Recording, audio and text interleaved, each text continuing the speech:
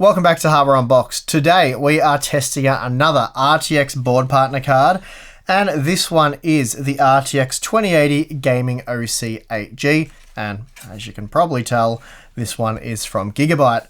For now, it is their most premium RTX 2080 product, though you can basically get the same thing with a less aggressive factory overclock for about $40 less, and that is the WindForce version. So if you see the WindForce version of this card and you're like, what's the difference between it and the gaming version? It's a small overclock. Probably won't make that much difference at the end of the day, but I suppose if you're spending well over $700 US, at best about $700 US on a graphics card, you're probably happy to pay an extra $40 for a whisker more performance, just because. As you can see, Gigabyte has gone with an extremely neutral theme with this one. It's pretty much a black-grey theme, very minimalistic, and I have to say I'm very pleased to see those orange highlights go that they were intent on doing for quite a while there. Yeah, great to see those gone, and it's just a super stealthy design in my opinion. Even the RGB is very minimalistic. You just have the RGB logo here, the Gigabyte name, that's backlit, and you can control that with the RGB Fusion software. Personally, I would have much preferred the Gigabyte logo or name, whatever you want to call it. I would have preferred this located over here and then the GeForce RTX in the middle here, because I think gamers would probably rather show off that it is a GeForce RTX card, and this sort of glossy black finish that they've given the GeForce RTX branding isn't that easy to see. It's very discreet, and I think, yeah, as I said, gamers would probably rather the Gigabyte name to be more discreet and that backlit here to show off that it's a GeForce RTX card. Something along those lines. It is a very minor detail, and you could argue that gamers really shouldn't care either way, but I feel like that's something that people buying this card, or quite a few gamers buying this card, would have preferred. But let me know what you guys think in the comments section below. Anyway, that small detail aside, I have to say this really is a nice looking card, and the neutral design means that it will complement any and all builds. Covering the heatsink is a black plastic shroud with a few gunmetal grey aluminium highlights. Again, very stealthy looking, and I very much like it. Also, it's quite a compact high-end graphics card, and it's very similar to the Founders Edition in terms of dimensions. At 50mm wide, it is a dual slot card, and it measures 287mm long and 115mm tall. So overall, it is slightly taller and longer, but interestingly weighs quite a bit less at 973 grams, making it 23% lighter than the FE model. That said, it does feature about 10 times fewer screws. Speaking of screws, in order to whip off the cooler, just 7 screws need to be removed, and they're all the same size Phillips head screws. See, NVIDIA, doesn't have to be difficult. With all the screws removed, you then have to break the grip of the VRM and GDDR6 thermal pads, and then detach the fan, power, and RGB lighting cables. At this point, you will have exposed the PCB as well as the underside of the cooler. Let's talk about the cooler first. Including the plastic shroud and 3 fans that weigh 644 grams, removing the shroud and fans from the heatsink requires the removal of 4 more screws, and then we see that each fan is attached to the shroud using an additional 3 screws per fan. Interestingly, Gigabyte hasn't just wired all the fans together, but rather made them detachable, so any one fan can be quickly and easily replaced. This is great as it affords users the ability to purchase the fans once the card's out of warranty, so you're not forced to throw the entire cooler away in favour of an aftermarket solution. And they've been using these fans for quite some time. The exact same fans were used way back on their GeForce GTX 900 series cards, and can be readily purchased online from places such as eBay for around $17 US. Finally, all 3 fans are the same. They measure 85mm in diameter. Moving on from the fans, we have the heatsink, and what we have here is 442 grams of copper and aluminium.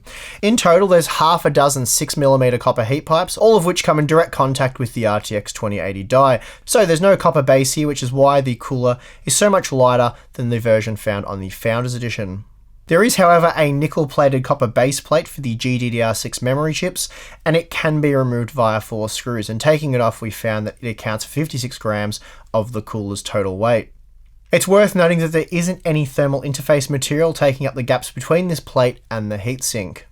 Now for the PCB, what we have here is basically the Founders Edition PCB and power delivery system. There are a few minor changes here and there to the layout, but overall the design and components are very similar. Then we of course have the massive Turing GPU, codenamed TU104. There are also 8 1GB GDDR6 memory chips providing an 8GB VRAM buffer. The chips in question are Micron's MT61K256M32JE14A, and this is of course their 14 gigabits per second memory. We also find an 8+2 phase VRM using on semiconductor power stages, and finally a 6-pin plus 8-pin power connector. At this point, the only thing we haven't removed is the backplate, so let's quickly do that before getting into the benchmarks. There's an additional 3 screws holding the backplate on. Once removed, we can detach this thin sheet of aluminium. Underneath we find 3 thick thermal pads. They're designed to reduce the amount of heat that gets trapped under this panel. Gigabyte's targeting the area behind the VRM and GDDR6 memory, and therefore, like many of the manufacturers we've seen so far, Gigabyte's using the backplate as a big heat spreader. Okay, so that's the card's physical design, pretty much from top to bottom. So let's go over the clock speed. So we'll do a little bit of overclocking and then of course get to the benchmark results. The Founders Edition model operates at a boost clock of 1800 megahertz, and the Gigabyte Gaming OC, that one runs at 1815 megahertz out of the box. So it's a smidgen fast, you could say. There is an option, an OC mode, which boosts it by another 15 megahertz to 1830 megahertz, but I've skipped over testing that because it's less than a 1% increase. I don't think it's going to translate into many more extra frames, if even an extra frame. So we've skipped over that and I've gone straight to my custom overclock, and I'll give you all the details on that. Basically, using MSI's Afterburner, I was able to increase the core by plus 150 and then the GDDR6 memory by plus 700. Stock when gaming, the card ran at an average of 1890 MHz with peaks going as high as 1935 MHz. The fan speed also maxed out at a whisper quiet 1330 RPM, making it much quieter than the FE model, which went up over 2000 RPM. Despite running quieter, the Gigabyte Gaming OC also maintained a 4% higher clock speed, but better yet peaked at just 64 degrees, whereas the FE card hit 76 degrees, so quite shocking really that Gigabyte's seemingly basic air cooler is that much better.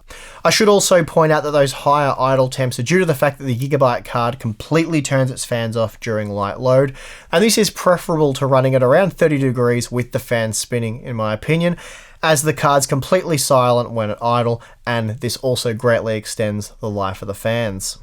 Overclocked, the Gaming OC averaged a clock speed of 2040 MHz, which was slightly better than the 2025 MHz of the FE model. However, although the FPS performance will be very similar, the operating volume and temperature isn't.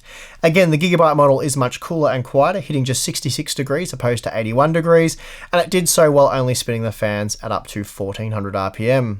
Now, stock, as I said, the FE model spins its fans at just over 2000 RPM, and once overclocked, almost 2200 RPM, hitting 76 and 81 degrees respectively. So I thought, why not get closer to matching that with the Gaming OC by dialing the fans up to 2100 RPM using the 60% fan speed setting.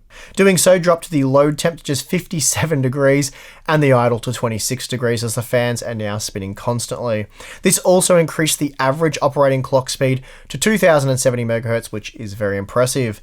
For those of you who don't care about noise at all, you can crank the fans up to just over 3100 RPM, and this reduced the load temp by a further 10 degrees and allowed for an average operating frequency of 2085 MHz.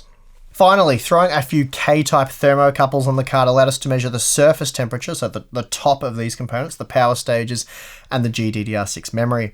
Our overclock using the auto fan setting saw the VRM idle at 35 degrees and the memory at 38 degrees. Then under load, the VRM hit 49 degrees and the memory 57 degrees, so both well within tolerances. Okay, time for some FPS performance, and as usual, I'm using my Corsair GPU test rig built inside the Crystal Series 570X, packing a Core i7-8700K clocked at 5GHz with 32GB of Vengeance DDR4 3400 memory. Please note, I only have overclocked results for the Founders Edition model in 2 games, as that's all I tested originally, and Tim now has my FE cards, so he can investigate things such as HDR performance and DLSS. Anyway, we do have some overclocking results to compare, so let's get to the results. First up, we have the Battlefield 1 results at the 4K resolution using the maximum quality preset. If you want to see how the RTX 2080 performs at 1440p, please check out our day 1 coverage. For this content, we're mostly interested in how the Gaming OC compares to the Founders Edition model, and for that 4K will work just as well as 1440p, as the margins will be much the same. Here we can clearly see that out of the box, the gaming OC basically delivers the same performance as the FE model, just 1 to 2 FPS better in Battlefield 1. Overclocking helped us squeeze another 6% more performance out of the card. Nothing amazing, but it is free performance. We see much the same in F1 2017. The gaming OC matched the FE model out of the box, while our custom overclock only slightly boosted performance. And also, please note the weaker than expected frame time performance for all the RTX GPUs still hasn't been solved in F1 2018 with a driver update. Similar margins are seen when testing with Far Cry 5. Here our overclock netted us 5% more performance. This time we see an 8% boost for our custom overclock when testing with Assassin's Creed Origins. That said, the gaming OC and FE models delivered the same out-of-the-box performance. This time we have OC results for both the FE and gaming OC models, and as you can see, in Shadow of the Tomb Raider, both models delivered the exact same performance. Of course, the Gigabyte OC is cooler and quieter, as we saw earlier, but overall performance is much the same. And we can confirm those findings with Strange Brigade. The Gigabyte Gaming OC is able to match the Founders Edition performance while providing cooler temperatures and a quieter operating volume. The power consumption figures are pretty much what we expected to see, though the Gaming OC uses slightly less power than the Founders Edition. That was a small surprise, but overall the results are very similar. Overclocking only increased power consumption by 4%, which is a nice trade-off given that we saw around a 5% performance uplift. Gigabyte's RTX 2080 Gaming OC is a really solid graphics card. Delivers excellent performance at the same level that you can expect from Nvidia's Founders Edition, but very crucially, it does so with a lot less fuss. And by that I mean the operating temperatures are lower and it makes a lot less noise. And I'm not saying that the Founders Edition card was particularly loud, but this thing is basically silent even after an hour's worth of gaming, full load. For extended periods of time, it is just a really, really quiet card and much better than the Founders Edition in that regard. I've got nothing bad or remotely negative to say regarding Gigabyte's implementation. It's just a shame that the current asking price is $830 US, despite being one of the cheapest custom RTX 2080 graphics cards available right now. Of course, it still doesn't make much sense to purchase one of these RTX 2080 graphics cards, given that the GTX 1080 Ti delivers a similar level of performance for around $700 US. If you missed our coverage, here is a quick breakdown of how the RTX 2080 and GTX 1080 Ti compare in 35 games at the 4K resolution. The takeaway here being that the almost 20% increase in price isn't justified by the 1% increase in performance. At the AIB MSRP of $700 US, the RTX 2080 would at least make sense, and at that price I do recommend checking out the Gigabyte Gaming OC model. It's a great quality product offering excellent thermal performance, and it doesn't hurt that the card looks nice as well and will suit any build. And that is going to do it for this video. Hope you guys enjoyed my review of the Gaming OC graphics card from Gigabyte. If you did, please hit the like button for us, subscribe for more content, and if you appreciate the work we do at Unboxed, then consider supporting us on Patreon. Thank you for watching. I'm your host, Steve, and without knocking the graphics card off that box, I'll see you again next time.